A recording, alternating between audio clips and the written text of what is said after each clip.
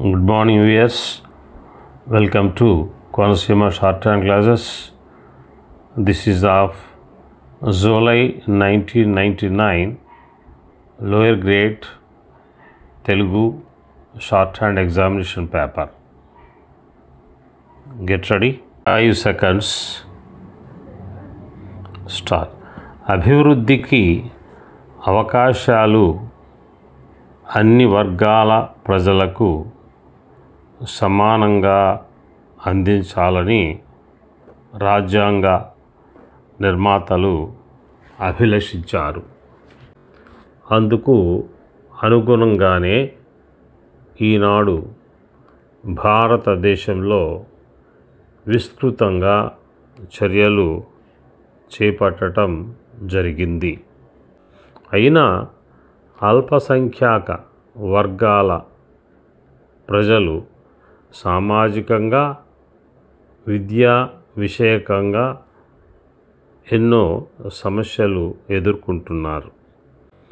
అల్పసంఖ్యాక వర్గాల వారు వెనుకబాటుతనం వల్ల ఆర్థిక కార్యకలాపాలలో భాగస్వామ్యం చాలా తక్కువగా ఉండటం వల్ల ఉత్పాదనలో కానీ ఆదాయంలో కానీ లాభసాటి లేని పనులలోనే ఎక్కువగా నిమగ్నమై ఉంటారు.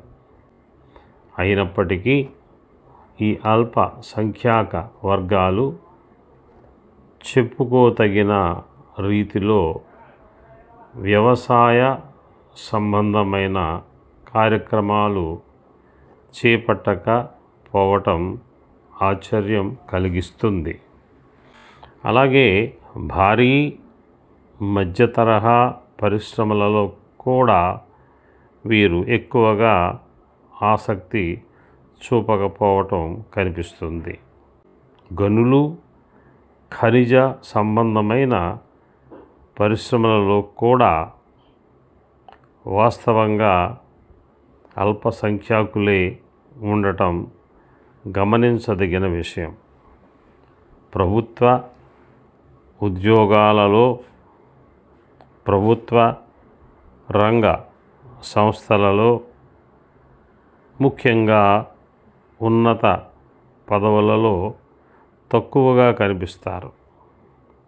సామాజికంగా, ఆర్థికంగా వెనుకబాటుతనం, నిరక్షరాస్యత, అజ్ఞానం, దుర్భర దారిద్ర్యం వీటన్నింటి వల్ల సహజంగా ఎదురయ్యే అవరోధాల వల్ల అల్ప సంఖ్యాక వర్గాలకు చెందిన వారు పోటీ పరీక్షలలో తమ ప్రతిభను చూపించలేకపోతున్నారు.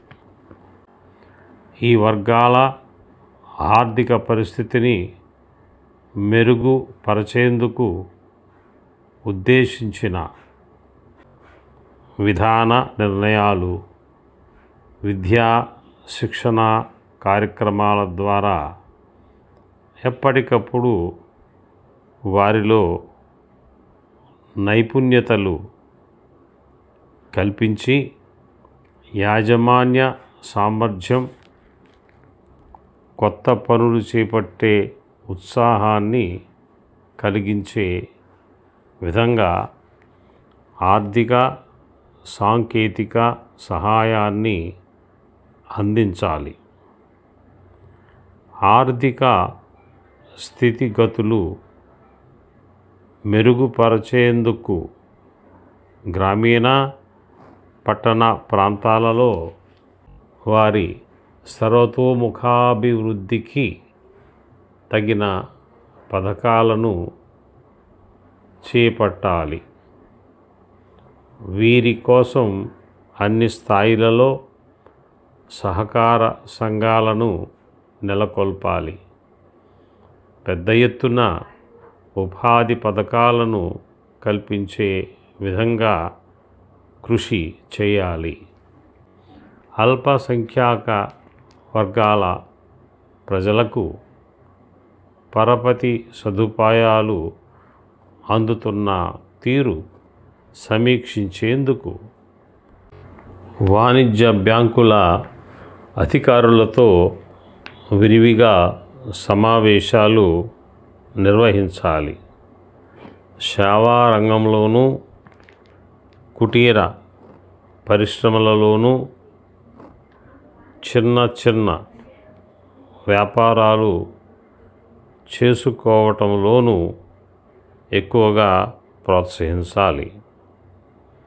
ఆర్థికంగా అభివృద్ధి చేయడానికి ప్రతి రాష్ట్రంలో ప్రత్యేకంగా ఒక ఆర్థిక సహాయ సంస్థ ఉండటం అత్యవసరం. ఇటువంటి సంస్థలు కొన్ని రాష్ట్రాలలో ఇప్పటికే నెలకొని ఉన్నాయి. అంతేకాదు రుణ దరఖాస్తులను సానుభూతితో, అనుకూల వైఖరితో పరిశీలించవలసిందిగా బ్యాంకు అధికారులను ఆదేశించాలి. సహకార బ్యాంకులు, సహకార పరపతి సంఘాలు నెలకొల్పుకునే విధంగా ప్రోత్సహించాలి. ప్రభుత్వం, నగరపాలక సంస్థలు మహిళలకు ప్రత్యేకంగా అల్ప వ్యవధి శిక్షణా తరగతులు నిర్వహించాలి. అంతేకాక వీరికి ప్రత్యేక సదుపాయాలను కల్పించేలా చూడాలి. ప్రభుత్వ పరంగా న్యాయమైన రీతిలో భౌతిక, మానవ వనరులు అందుబాటులో ఉండాలి. ఉదాహరణకు భూమి, పెట్టుబడి, సాంకేతిక పరిజ్ఞానం, వాణిజ్య, పారిశ్రామిక రంగాలలో ఔత్సాహికులకు శిక్షణ మొదలైన అంశాలలో తోడ్పడాలి. అంతేగాక ఆర్థికంగా, సామాజికంగా వెనుకబడిన స్థితి నుంచి వారు బయటపడేలా ఆ రంగాలలో ప్రత్యేక ప్రతిపత్తిని కల్పించాలి. ప్రభుత్వం అవసరమైన సదుపాయాలు కల్పిస్తున్నదని ఊరుకోకుండా ఆర్థికాభివృద్ధి కోసం చేయవలసిన ప్రయత్నాలన్నీ చేయాలి. ఉత్పాదన, సరఫరా వంటి కొత్త రంగాలలో ఉపాధి సమకూర్చుకునే విధంగా వారిలో చైతన్యం కలిగించాలి. ఈ లక్ష్యాలు సాధించేందుకు అనువుగా సంక్షేమ, అభివృద్ధి కార్యక్రమాల, పథకాల సమాచారాన్ని ఎప్పటికప్పుడు అందజేయుటకు గాను ప్రత్యేక సలహా సంప్రదింపుల కేంద్రాలను ఏర్పాటు చేయాలి. ప్రభుత్వం ఇటువంటి ప్రత్యేక కార్యక్రమాలను ప్రారంభించి ముమ్మరంగా అమలు చేస్తే తప్ప ఆర్థిక, సామాజిక రంగాలలో అల్పసంఖ్యాక ప్రజల వెనుకబాటుతనం తొలగించటం ఎప్పటికీ సాధ్యం కాదు. అందుకే వీరి సంక్షేమం కోసం ప్రజలు, ప్రజానాయకులు అందరూ కలిసికట్టుగా కృషి చేయవలసిన అవసరం ఎంతైనా ఉందని చెప్పవచ్చు.